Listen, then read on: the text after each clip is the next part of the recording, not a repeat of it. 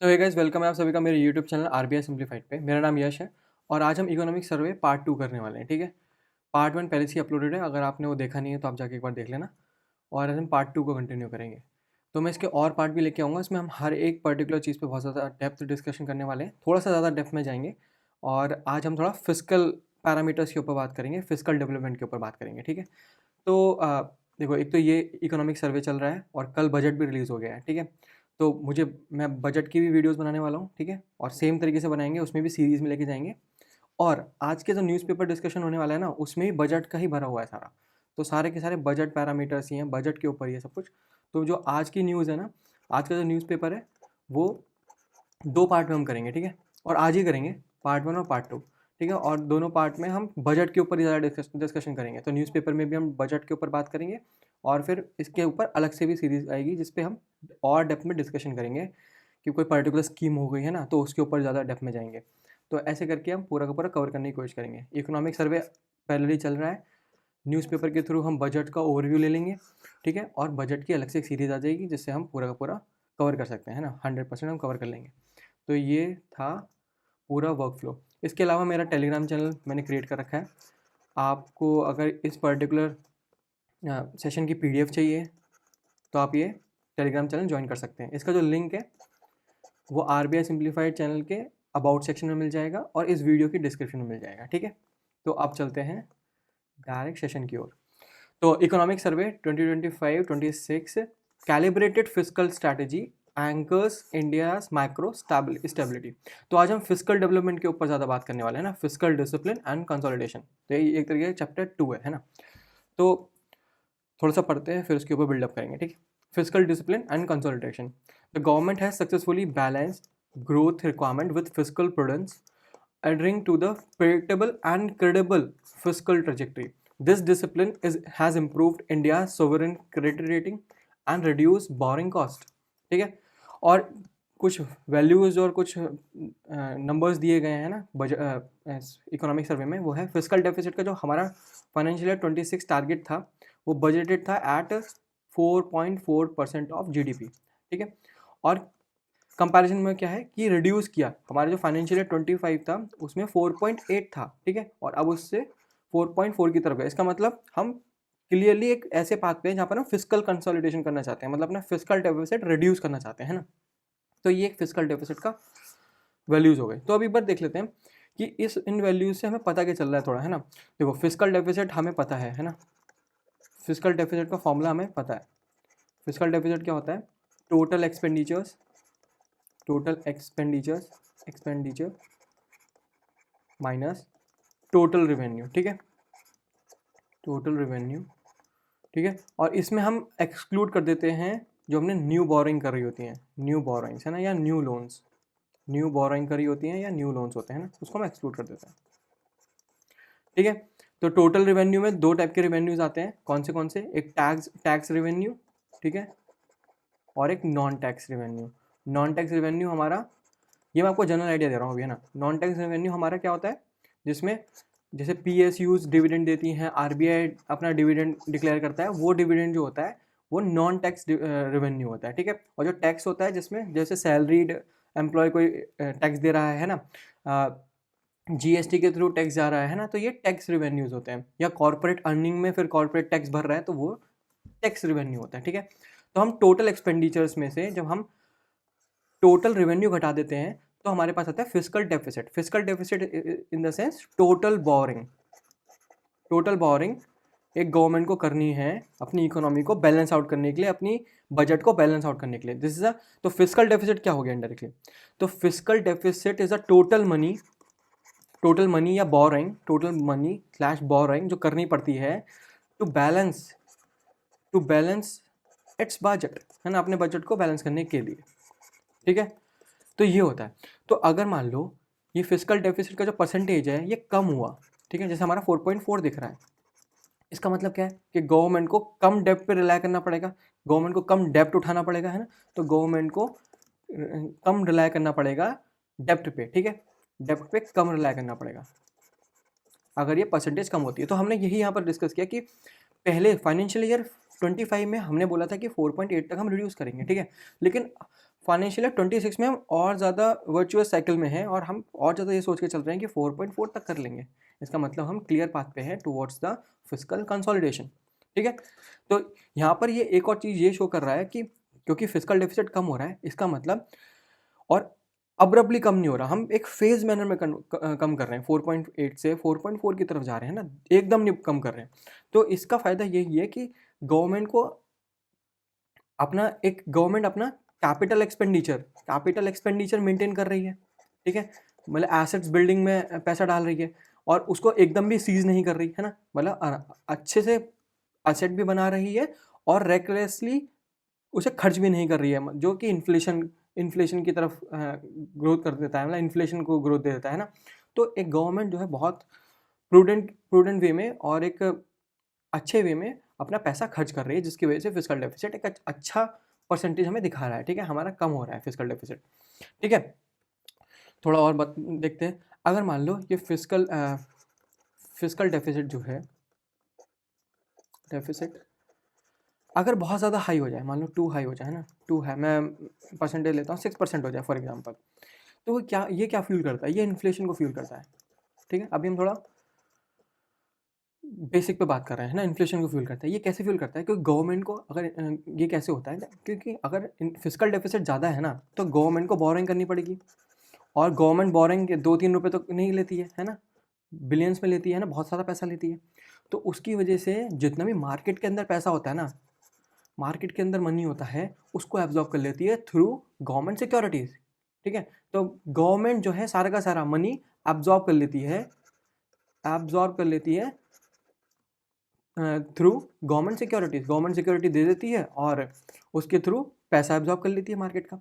फिर जो हमारी प्राइवेट कंपनीज़ हैं, जिनको पैसे की सच में नीड है ना, प्राइवेट कंपनीज, क्योंकि गवर्नमेंट तो अपने फिस्कल डेफिसिट, अपने बजट को कंट्रोल करने के लिए ले रही है, लेकिन प्राइवेट कंपनीज को तो अपने आप को एक्सपेंशन में डालना है ना, उन्हें एक्सपेंड करना है, तो उनके पास मार्केट में पैसा ही नहीं बचेगा। और अगर जितना भी बचेगा तो क्या जो जो लोग हैं वो उसे सस्ते दाम में देंगे? नहीं देंगे।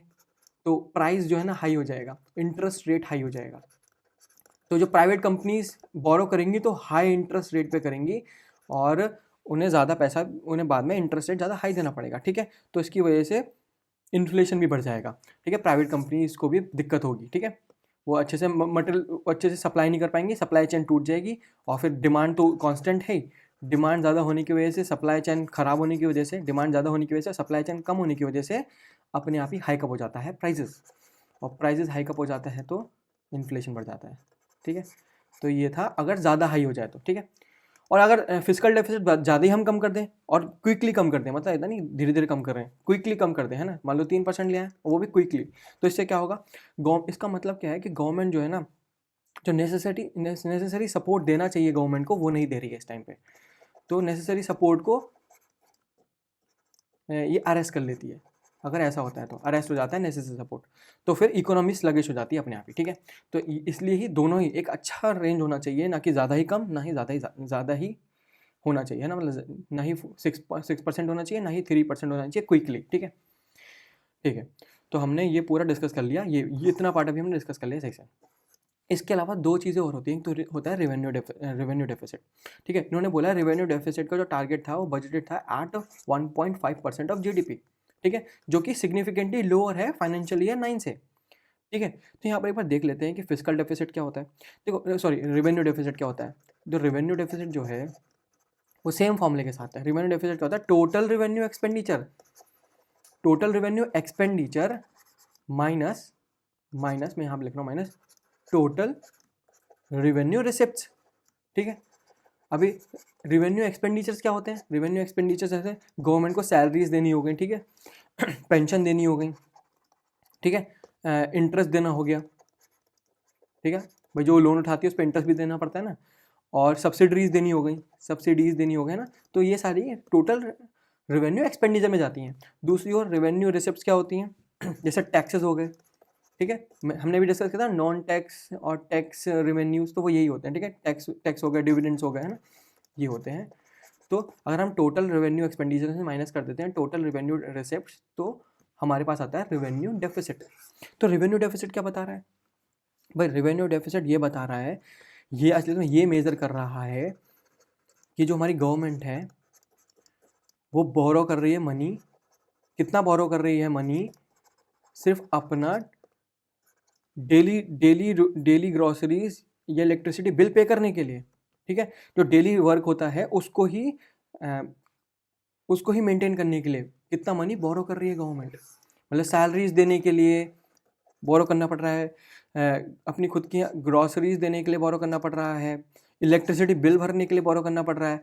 तो ये वाला जो बोरो है ना, ये अच्छा बोरो नहीं है ना। आइडियली जो रेवेन्यू डेफिसिट है वो जीरो होना चाहिए।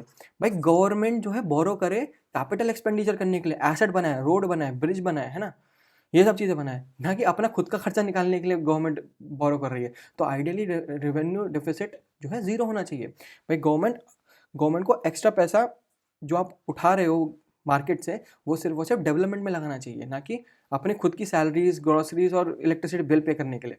तो इसलिए ये आइडियल जीरो होना चाहिए। तो हम देखेंगे कि हमें दिख भी रहा है कि वो हमने बजट किया है 1.5% ऑफ जीडीपी, तो कि कम है, कम वैल्यू, मतलब अच्छी बात है ये कि कम, जीरो के पास आ रहे हैं हम, 1.5% जीरो के पास में आ रहे हैं हम धीरे धीरे, है ना। तो यही बता रहा है, ठीक है। ठीक है, तो ये हो गया। अब आगे चलते हैं, ठीक है। Why it matters, a low revenue deficit means the government is borrowing less to fund the day to day expenses, ठीक है, and more to create asset, जो हमने भी डिस्कस कर लिया, ठीक है। It reflects a sustained improvement in a quality of expenditure, ठीक है। रैशनलाइजेशन, सब्सिडीज, ये कैसे कम हुआ? जो हमारा डेफिसिट है, हमने 1.5 बोला है रेवेन्यू डेफिसिट, वो कैसे कम हुआ? क्योंकि हमने रैशनलाइज किया, हमने सब्सिडीज़ को रैशनलाइज किया। 1.9% था फाइनेंशियल ईयर 22 में, उससे हमने कम किया 1.1 तक ले गए फाइनेंशियल ईयर 26 में, ठीक है। तो यहाँ पर जब सबसे ये कम हुआ, तो उसकी वजह से जो हमारा रेवेन्यू डेफिसिट था वो भी अपने आप ही कम हो गया, ठीक है। Food security, in short 78.9 crore beneficiaries as of October 25, वो डेमोस्ट्रेट कर रहे हैं कि सिग्निफिकेंट टारगेटिंग हम कर रहे हैं, है ना। फूड सिक्योरिटी भी हम बना के चल रहे हैं, ऐसा नहीं कि हम सिर्फ सब्सिडीज़ को रैशनलाइज किया, इसका मतलब फूड सिक्योरिटी पे ध्यान ही नहीं दिया। हम ये भी संग में अपने दिमाग में लेके चल रहे हैं कि 78.9 करोड़ बेनिफिशरीज हैं, है ना, जो फूड सिक्योरिटी के अंदर आते हैं, है ना, जिनको राशन मिलता है, ठीक है। ये प्रधानमंत्री गरीब कल्याण योजना भी है ना, उसके थ्रू भी हम फूड प्रोवाइड कराते हैं, है ना। तो वो भी हम कर रहे हैं सब्सिडीज़ में। ऐसा नहीं कि हमने जब रैशनलाइज किया तो हमने ये सब चीज़ें भी काट दी, नहीं, हमने ये नहीं काटा, हमने इसको भी प्रमोट किया है और संग में हमने रैशनलाइजेशन भी किया है, ठीक है। तो दोनों एक साथ चलें। अभी इससे फ़ायदा क्या हो रहा होता है, देखो हम थोड़ा डिस्कस कर लेते हैं कि ये इसको एंकर्ड क्यों बोला गया, एंकर्ड इकोनॉमिक स्टेबिलिटी क्यों बोला गई। भाई ये तो हम कई बार डिस्कस कर चुके हैं कि हमने ऐसा क्यों बोला। देखो, एक तो लोअर बोरिंग कॉस्ट होता है ना, बोरिंग कॉस्ट होता है, ये मैंने अभी डिस्कस कर लिया कि गवर्नमेंट अगर कम पैसा मार्केट से उठाएगी तो प्राइवेट कंपनीज के पास भी ज़्यादा पैसा रहेगा बोरो करने के लिए एट अ लोअर रेट, ठीक है, और उससे वो अपना एक्सपेंशन कर सकती है, जिसकी वजह से वो सप्लाई चेन को अच्छे से मेंटेन कर पाएंगी और इन्फ्लेशन कंट्रोल में रहेगी, है ना। एक तो ये हो गया। दूसरा क्या हो गया, सॉवरन रेटिंग बढ़ जाएगी, ठीक है, सॉवरन रेटिंग बढ़ जाएगी। तो जो S&P है ना, मूडी है, जो इंटरनेशनल एजेंसीज़ हैं, रेटिंग एजेंसीज़ हैं, मूडी हो गया, S&P हो गया और IMF भी समझ लो, ये जो है हमारी रेटिंग को अच्छा कर देती हैं, ठीक है।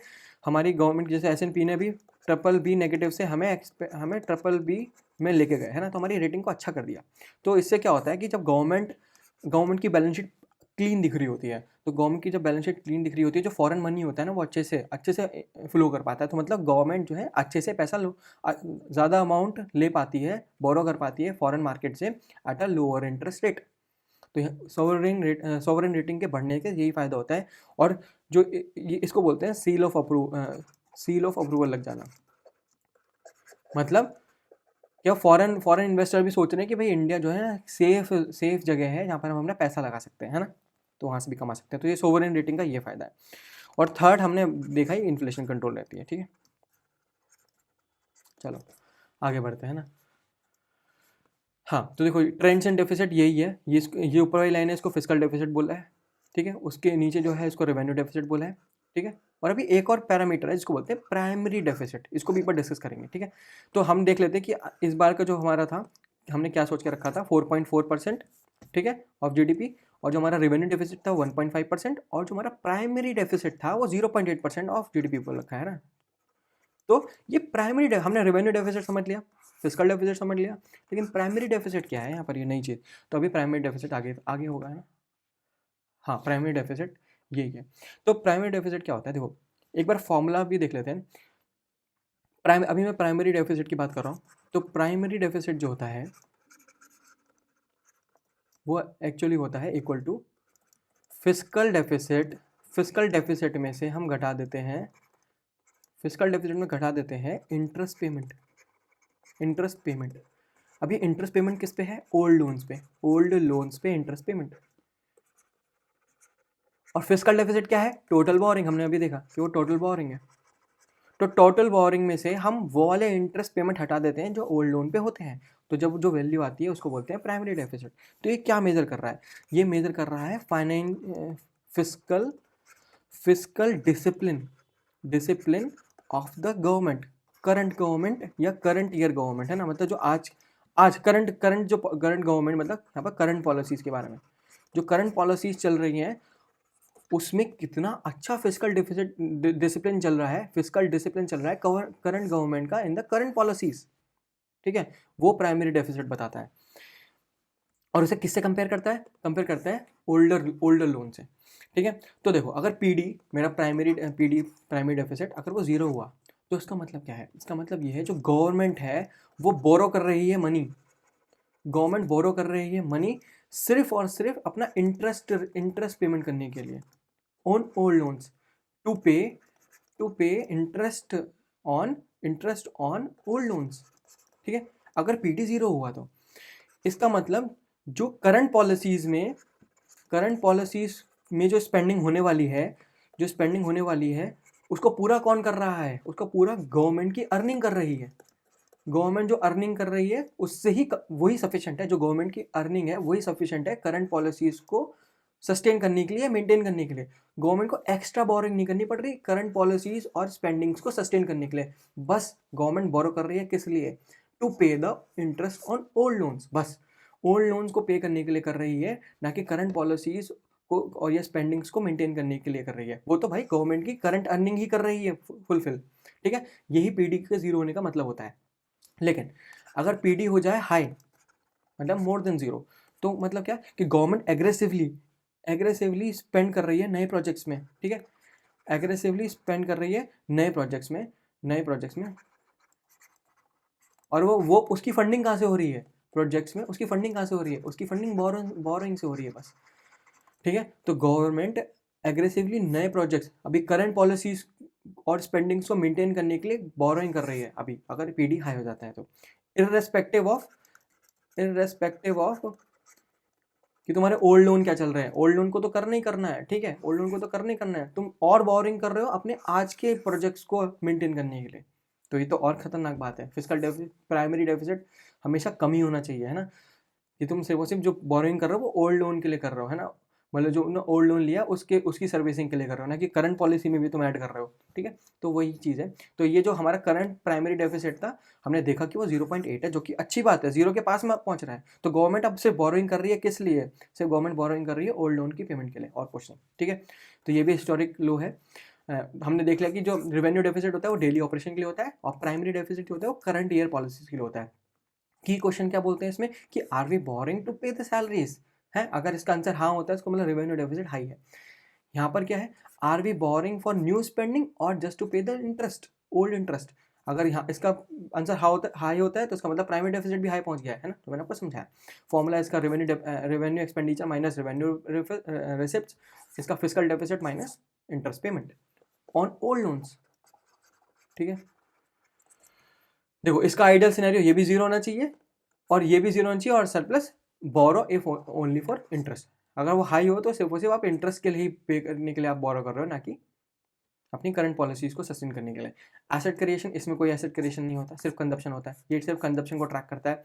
पर it could be higher include the capital expenditure, ठीक है। आप कैपिटल एक्सपेंडिचर करने के लिए भी बोरो कर सकते हो ना अपनी करंट पॉलिसीज में। इकोनॉमिक सर्वे में यही बताया गया, ठीक है। ये जो डिजिट्स बताई गई हैं, वैल्यू मैंने आपको डिस्कस कर लिया है ना, ये तीनों पार्ट हमने डिस्कस कर लिया अच्छे से, हमें फिस्कल डेवलपमेंट का अंदाज़ा हो गया है, ठीक है। और एक बार देख लेते हैं हाउस होल्ड एनालॉजी से भी देख लेते हैं कि इमेजिन करो एक हाउस होल्ड बजट है, इसका डिफरेंस अंडरस्टैंड करने के लिए। तो रेवेन्यू डेफिसिट क्या है, आपकी अर्निंग है 5000 रुपीज़ पर मंथ, आप ग्रोसरी, इलेक्ट्रिसिटी बिल और रेंट बिल भर देते हो 60,000 रुपये का, आप डेफिसिट में चले गए, मतलब आप शॉर्ट हो गए 10,000 रुपये, आपको 10,000 रुपये और चाहिए just to survive this month, ठीक है। तो ये जो 10,000 रुपये है, ये इसको ही बोलते हैं रेवेन्यू डेफिसिट। आपको 10,000 रुपये और चाहिए, आप अपने आप को सर्वाइव कर पाओ, है ना, उस पर्टिकुलर मंथ में। अब फिस्कल डेफिसिट क्या है? टोटल बोरिंग क्या है? देखो, आपको ये 10,000 तो बिल के लिए बोरो करना ही पड़ेगा, जो कि रेवेन्यू डेफिसिट है, वो तो बोरो करना ही पड़ेगा, ठीक है।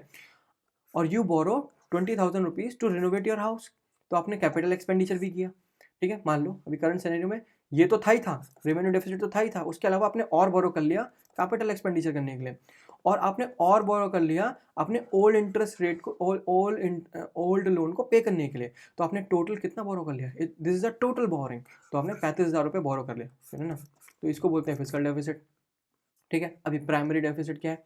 तो टोटल बोरिंग हमने पीछे निकाली 35,000 रुपीज़। अभी ओल्ड लोन पे जो इंटरेस्ट था वो 5,000 रुपये था, तो अगर मैं उसमें से माइनस कर दूँ इसको, तो मुझे पता चल जाएगा मेरा प्राइमरी डेफिसिट 30,000 रुपये है। इसका मतलब अगर मुझे पुराने डेब्ट्स ना पे करने पड़े, तब भी मैं ओवर स्पेंडिंग कर रहा हूँ 30,000 रुपये की आज, अपनी करंट फाइनेंशियल डिसिप्लिन को मेंटेन करने के लिए, है ना।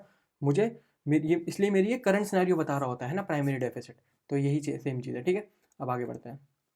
Revenue mobilization strategy. The survey highlights a resilient revenue performance driven by better compliance, technology और wider tax bases. ठीक है, तो ये तीन चीज़ें करने हो रही हैं, जिसकी वजह से रेवेन्यू जो है गवर्नमेंट का अच्छा जनरेट हो रहा है, जिसकी वजह से हमारा रेवेन्यू डेफिसिट कम हो रहा है, और फिर उसकी वजह से फाइनेंशियल फिस्कल डेफिसिट भी कम हो रहा है, ठीक है।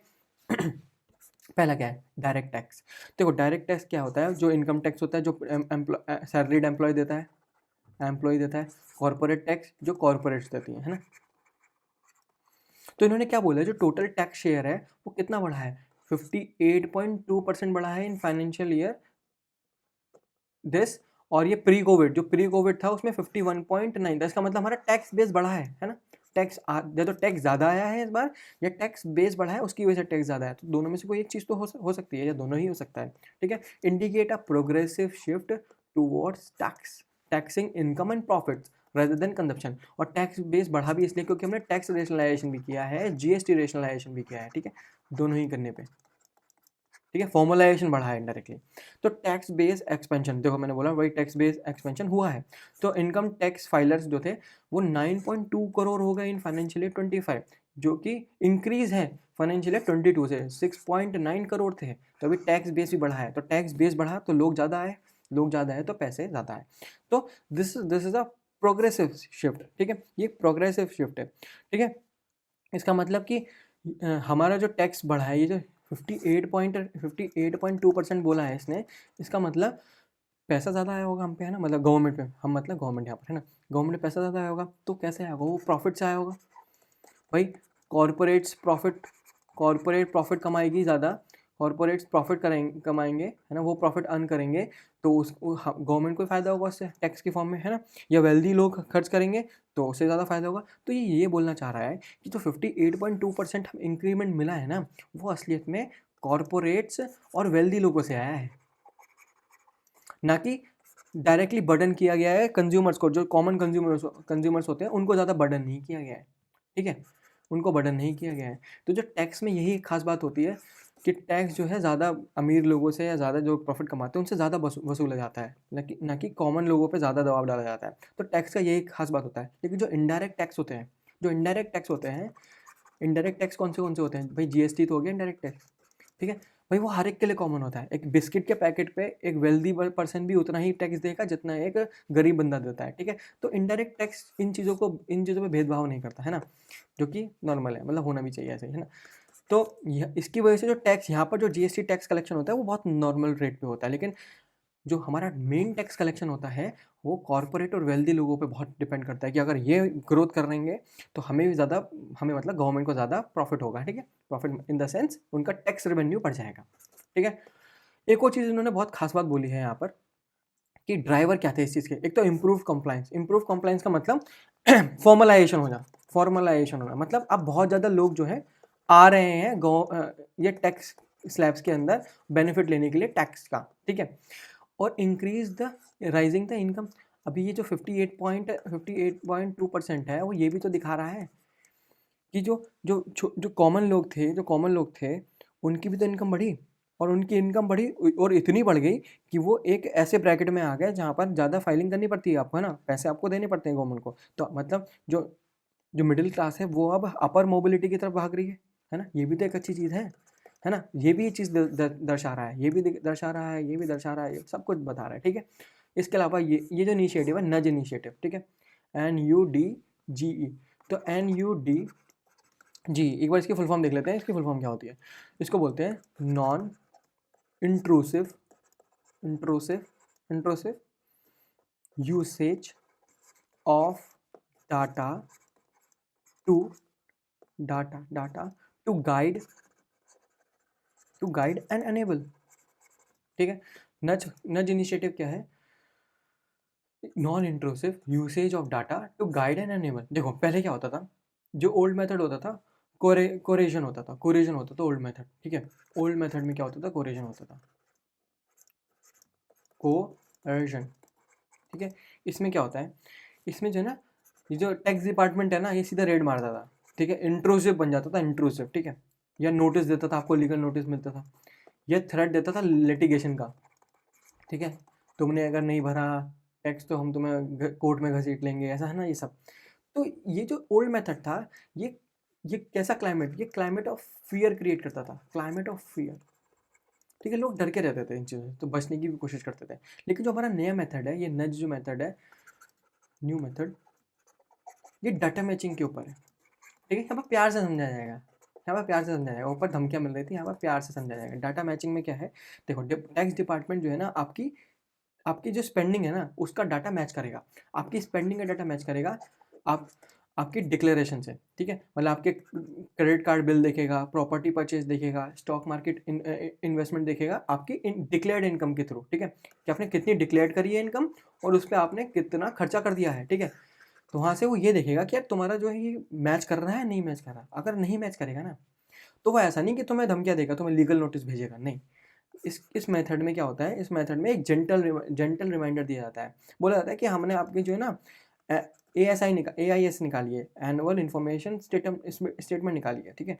और हमने उसमें ये पाया है कि आपने जो ना 4 लाख रुपए ज़्यादा डिक्लेयर्ड इनकम से खर्च कर दिए है ना, मतलब आप डिक्लेयर्ड इनकम से 4 लाख ज़्यादा, 5 लाख रुपए ज़्यादा कर रखे हो, 5 लाख समझ लो, ठीक है। तो आप एक बार प्लीज़ चेक कर लीजिए कि आपने कुछ गलत तो नहीं कर दिया है, और फिर उसे करेक्ट कर लीजिए अपनी फाइलिंग के अंदर, ठीक है। और बजट में इस जो करेक्शन का डाटा है ना, करेक्शन का जो डेज़ है उसको भी इंक्रीज़ किया गया है ना, वो भी हम डिस्कस करेंगे न्यूज़ वाले सेक्शन में, ठीक है। तो यहाँ पर प्लीज़ वर्ड यूज़ होता है, तो लोग जो है ना वॉलंटरी जाके करेक्ट कर लेते हैं फाइलिंग में अपनी, है ना। तो यही होता है non intrusive usage of data and to guide and enable, ठीक है।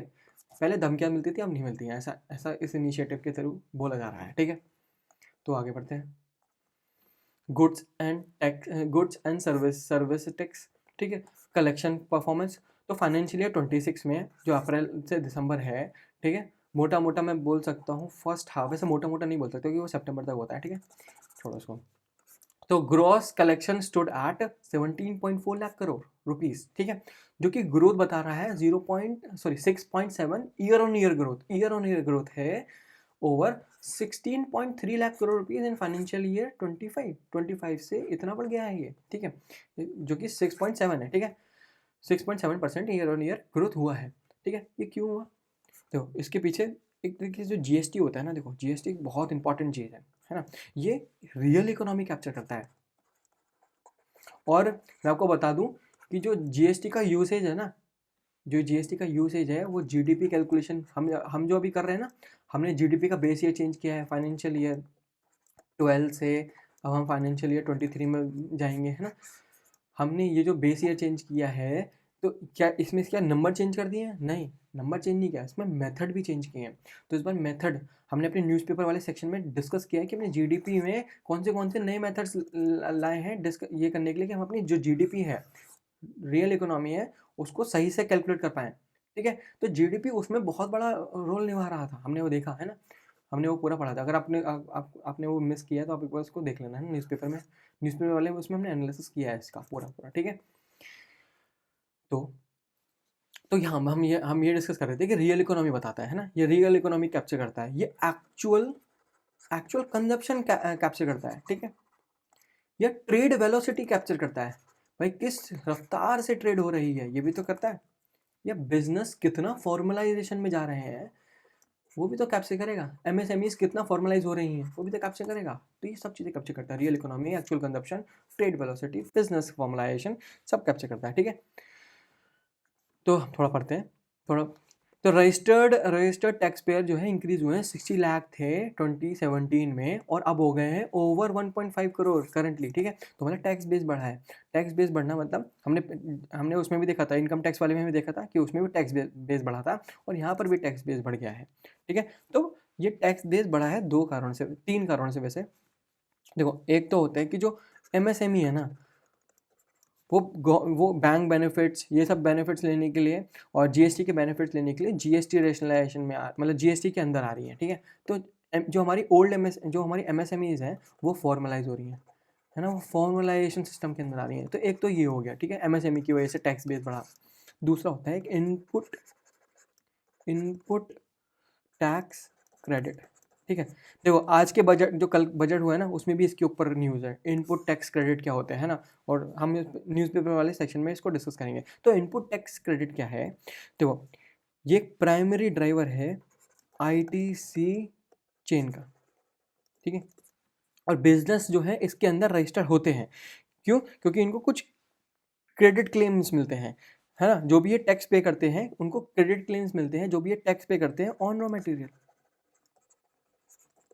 तो जो बिग बायर्स होते हैं वो तभी परचेस करेंगे कि आप अगर इस इनपुट टैक्स क्रेडिट के अंदर रजिस्टर्ड हो, तभी आपसे परचेस करेंगे, और नहीं तो नहीं करेंगे, ठीक है। एक एग्जांपल से इसको अच्छे से डिस्कस करते हैं।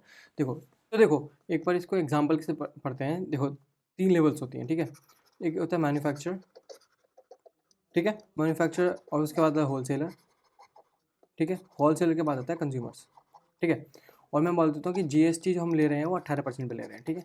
तो मैन्युफैक्चरर ने जो है रॉ मटेरियल लिया, तो मैन्युफैक्चरर ने रॉ मटेरियल लिया, वो 100 रुपये का लिया, तो उस पर 18% कितना हुआ, 18 रुपये, ठीक है। तो इसको 18 रुपये पे करने पड़े, ठीक है।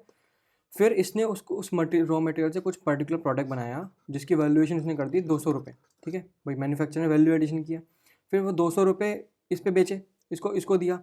तो अभी इसने जब इसको बेचा तो 18% पे बेचा होगा, है ना, क्योंकि इसने खरीदा होगा, तो इसने क्या है 18% रुपये दिए होंगे, ठीक है, क्योंकि इस पर्टिकुलर होलसेलर ने उसको खरीदा है 18 पे। तो 18 कितना होता है, 18 दूनी 36, ठीक है। वो इसके लिए यह क्या हो गया है, वो इसके लिए इनपुट हो गया है, ठीक है। इसके लिए 36 रुपये इनपुट हो गया, इसके लिए 18 रुपये इनपुट हो गया, ठीक है।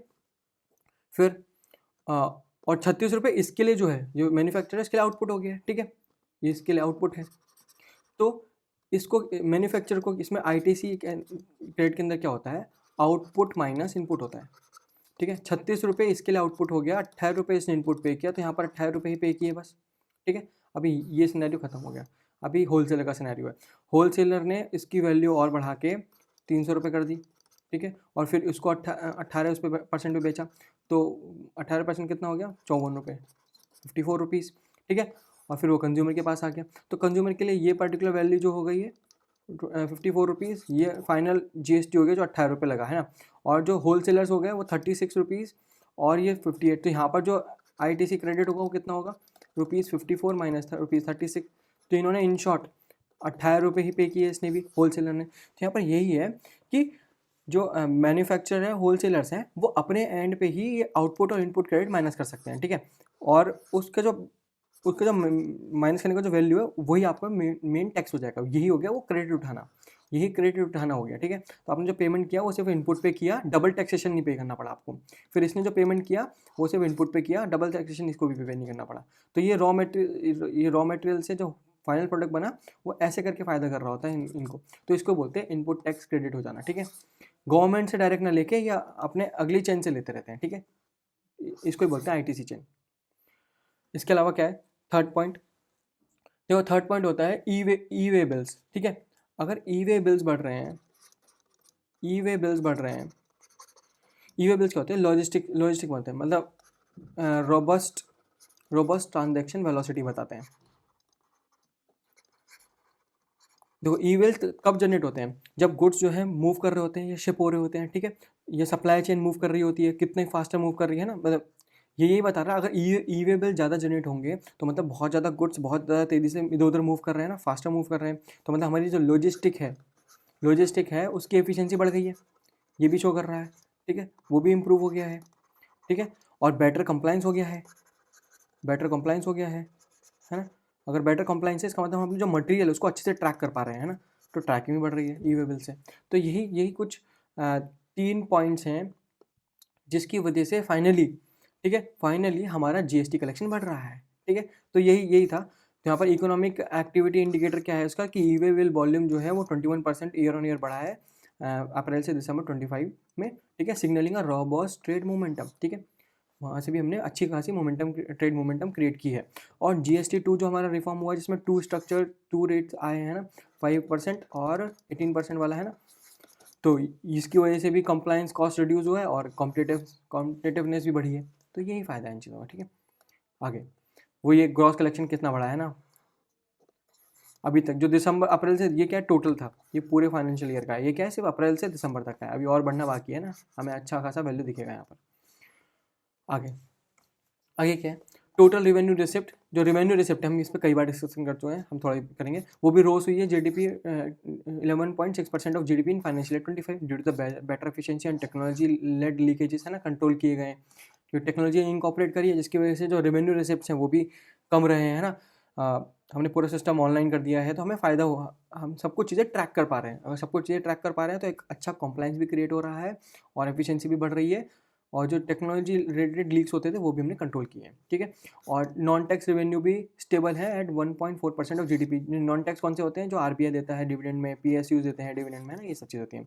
CPSE परफॉर्मेंस क्या है, वो इसी नॉन टैक्स रेवेन्यू की बात कर रहा है यहाँ पर, जो सेंट्रल पब्लिक सेक्टर एंटरप्राइजेज होते हैं, है ना, उनका भी प्रॉफिट जो है ना 174% रोज किया है, और क्योंकि उनका प्रॉफिट बहुत रोज किया है तो ये डिविडेंड देते हैं गवर्नमेंट को, जो कि इन्होंने बोला है कि जो डिविडेंड है वो भी 69% रोज किया है between the financial year 20 and 25, which is the good thing, है ना। अब आगे चलते हैं, ये तो मैंने कई बार डिस्कस किया था इसलिए मैं ज़्यादा डिस्कस नहीं किया इसमें। अब आता है कैपिटल एक्सपेंडिचर, जिसमें आता है द कैपेक्स पुश, ठीक है। तो यहाँ पर क्या है, गवर्नमेंट जो है अपने आप को रीओरिएंट कर रही है, किसमें, कंजप्शन से क्रिएशन में, मतलब जो भी वो पैसा खर्च कर रही है, सैलरीज इन सब चीज़ों पे एक टाइटनिंग कर रही है, ठीक है। बाकी जो क्रिएशन है, जो एसेट क्वालिटी इंक्रीज करनी है ना, उस पर ज़्यादा वर्क कर रही है, मतलब क्रिएशन पे ज़्यादा वर्क कर रही है। तो जो रेवेन्यू एक्सपेंडिचर है हमारा, वो जो है ना मॉडरेट हुआ है, 13.6% ऑफ GDP हुआ है, ठीक है, और फाइनेंशियल ईयर उससे कम हो गया है 10.9 पे, ठीक है, फाइनेंशियल ईयर 25 में। और जो हमारा कैपिटल एक्सपेंडिचर है वो बढ़ा है, देखो प्री कोविड था 2.7% ऑफ GDP, लेकिन अब कितना हो गया है 4.3%। तो हमने क्या रेवेन्यू एक्सपेंडिचर को घटाया है, जो कि बस कंजप्शन को दिखाता है, दूसरी ओर हमने कैपिटल एक्सपेंडिचर को बढ़ाया है, जो हमें एसेट क्रिएशन की तरफ दिखाता है ना, कि हम एसेट क्रिएशन की तरफ बढ़ रहे हैं, क्योंकि ये बढ़ा है और ये घटा है, तो अच्छी चीज़ है, ठीक है। तो की सेक्टर्स क्या है, ओवर 50% ऑफ द कैपेक्स जो है डायरेक्ट किया गया है रोड बनाने में, रेलवे बनाने में, एयरवेज बनाने में, वाटरवेज बनाने में, ठीक है। और जो फाइनेंशियल ईयर 25 की ईयर ऑन ईयर ग्रोथ है वो ट्रांसफर टू द स्टेट्स कितनी है, 34.9%, और टेलीकॉम क्या है 24.4%, और हाउसिंग क्या है 19.6%। मतलब स्टेट को बहुत सारा पैसा दिया गया, हम इसके ऊपर बात करेंगे, ये पॉइंट जो है बहुत इंपॉर्टेंट पॉइंट है, इस पर अच्छे डेप्थ में जाके डिस्कशन करेंगे, ठीक है। ये 34.9% बढ़ाया है, और टेलीकॉम जो है 24.4% बढ़ाया है, ठीक है। मतलब वहाँ पर उसमें गवर्नमेंट ने पैसा दिया है स्टेट्स को बहुत ज़्यादा, ये टेलीकॉम सेक्टर के अंदर बूस्ट लाया है, वहाँ पर टावर्स क्रिएट करे हैं ना, और ज़्यादा चीज़ें बनाई हैं, और हाउसिंग भी बनाई है। तो एक बार देख लेते हैं, इसको हम बाद में डिस्कस करेंगे, पहले ये देख लेते हैं टेलीकॉम का है। देखो टेलीकॉम में अगर हम इन्वेस्टमेंट बढ़ाते हैं, जैसे BSNL का रिवाइवल किया था गवर्नमेंट ने, कि जो 4G और 5G वाली कनेक्टिविटी है वो रूरल विलेज के अंदर बढ़ पाया है ना, भारत नेट के थ्रू, तो वहाँ पर उन्होंने एक पैसा इन्फ्यूज़ किया है ना। और हाउसिंग में क्या है, अभी हाउसिंग में भी बहुत इंपॉर्टेंट है, जैसे PM आवास योजना हो गई, ठीक है।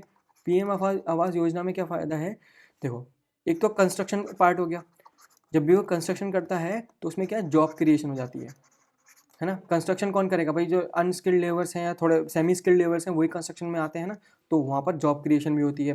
प्लस आप कंज्यूम कर रहे हो स्टील और इंडस्ट्रियल मैटर्स, है ना, मतलब मटेरियल्स, तो उससे क्या है इंडस्ट्रियल डिमांड बढ़ जाती है, ठीक है। तो ये फ़ायदा है। अब हम आगे चलते हैं, ठीक है। तो अगला क्या है, state finances and SASCI scheme, ठीक है। States are termed as a major partners, ठीक है। हम ये जो वर्ड है ना मेजर पार्टनर्स हैं उसके ऊपर बात करेंगे इन द फिजिकल कंसोलिडेशन। इससे पहले हम ये पढ़ लेते हैं कि ये स्कीम क्या है, ठीक है। जो एस स्कीम है इसको बोलते हैं special assistant to states for capital expenditure, ठीक है। ये कैसा मैकेनिज्म है जहाँ पर जो देखो नॉर्मली क्या होता है, जो स्टेट्स होते हैं ना, जो स्टेट्स होते हैं इनके पास लार्ज कैपिटल नहीं होती, ठीक है। इनके पास लार्ज कैपिटल नहीं होती कि ये फंड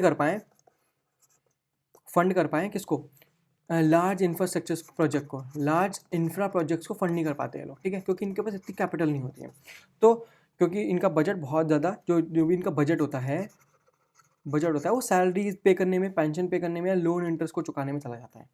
तो गवर्नमेंट क्या बोलती है, जो सेंट्रल गवर्नमेंट बोलती है कि हम जो है ना तुम्हें एक special assistant to state for capital expenditure provide कराएंगे, एक स्कीम प्रोवाइड कराएंगे जहाँ पर हम आपको लोन देंगे, लॉन्ग टर्म लोन देंगे इंटरेस्ट फ्री, ठीक है। तो नॉर्मली गवर्नमेंट सेंट्रल क्या है 50 ईयर तक का इंटरेस्ट फ्री लोन देती है स्टेट्स को, ठीक है।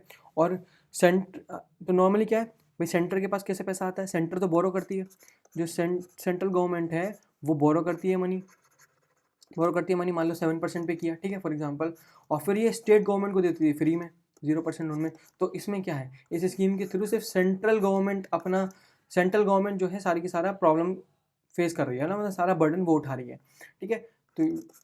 तो यहाँ पर ये चीज़ भी एक बार देखने वाली थी कि सेंट्रल गवर्नमेंट ही सारा 7% पे प्रॉब्लम्स और बर्डन उठा रही है और स्टेट गवर्नमेंट को पैसा दे रही है, ठीक है, वो भी 0% पे, कि स्टेट गवर्नमेंट जो है कैपिटल एक्सपेंडिचर कर पाए अपने यहाँ पर, ठीक है। तो इसे क्या help state maintain capital expenditure, क्योंकि उनका भी क्योंकि कितना हमने एलोकेशन किया गवर्नमेंट ने 4.5 lakh crore rupees over the 5 years, इतना पैसा दे दिया स्टेट गवर्नमेंट को, जिसकी वजह से जो स्टेट गवर्नमेंट थी उसने अपना कैपिटल एक्सपेंडिचर मेंटेन कर दिया 2.4% ऑफ GDP, जो कि एक अच्छा नंबर है, ठीक है। और स्टेट डेफिसिट जो है, state deficit combined deficit stable at 2.8% post pandemic average, ठीक है। तो इसकी वजह से क्या फ़ायदा हुआ कि जो कंबाइंड स्टेट डेफिसिट था वो स्टेबल हुआ 2.8% पे पोस्ट पेंडेमिक एवरेज पे।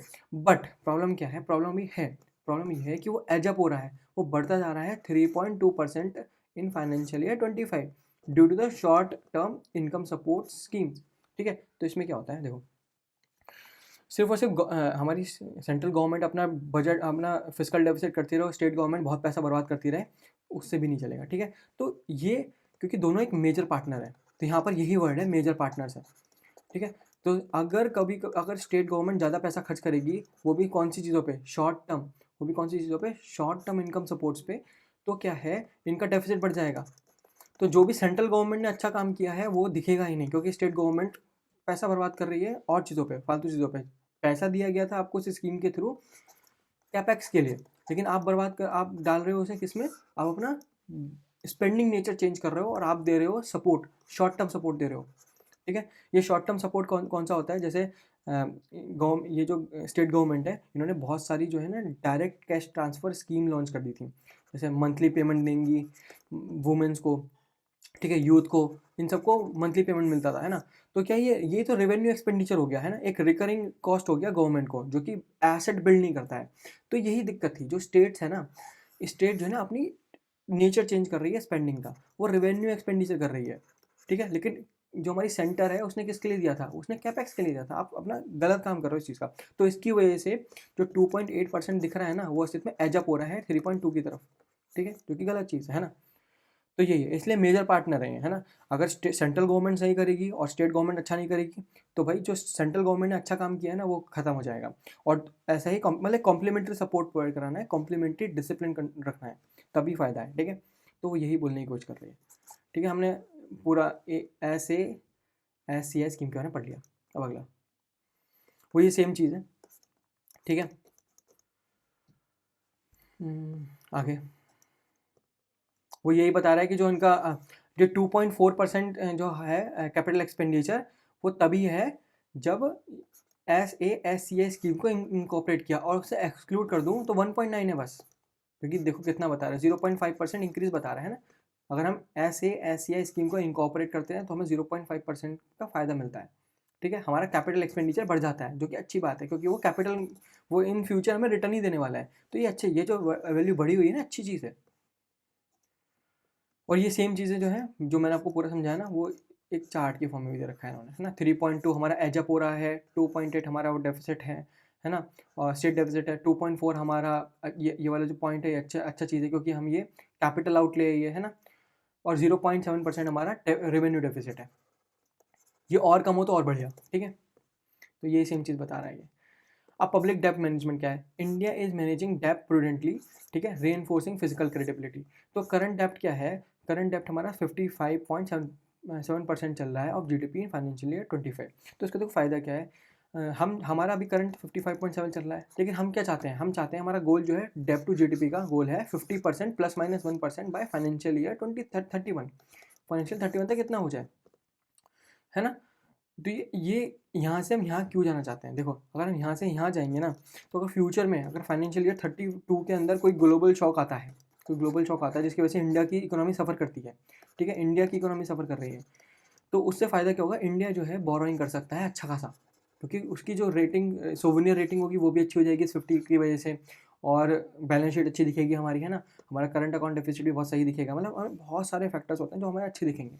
अगर हम ये वाला जो टारगेट है वो अचीव कर लेते हैं, तो कोई ग्लोबल शॉक आता है तो इंडिया की इकोनॉमी अच्छी रहेगी और इंडिया बहुत ज़्यादा पैसा बोरो कर पाएगा, ठीक है। लेकिन अगर इतना परसेंटेज रहा 55.7, तो बोरो नहीं कर पाएगा मनी, और हाई इंटरेस्ट रेट पे बोरो करेगा अगर करेगा तो, ठीक है।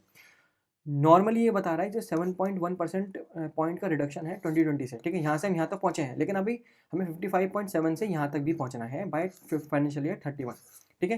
क्योंकि फाइनेंशियल 32 में अगर कोई भी ग्लोबल शॉक आता है तो हम उसे मेंटेन कर पाए, उसे रेजिस्ट कर पाए, ठीक है। इन्वेस्टमेंट एफिशिएंसी क्या है? गवर्नमेंट इन्वेस्टमेंट है at 4% of GDP in financial 25, ठीक है। About 1/5 of the total revenue higher than peer economy, showing efficient use of borrowing fund, ठीक है। तो यही चीज़ है कि जो है गवर्नमेंट अपना बहुत पैसा जो है जीडीपी को सर्विसिंग करने के लिए लगा रही है, जीडीपी को सही से मतलब इन्वेस्टमेंट में लगा रही है डायरेक्टली है, ठीक है। बस यही था आज का, है ना। और अगर आपको ये वीडियो पसंद आई हो तो मेरी वीडियो को लाइक कर देना, चैनल को सब्सक्राइब कर देना, और वीडियो को शेयर भी कर देना कि और लोग भी इसको देख पाए, है ना, और मेरे चैनल की ग्रोथ भी हो जाए जैसे जीडीपी की ग्रोथ हो रही है, मेरे भी चैनल ग्रो करे। Thank you.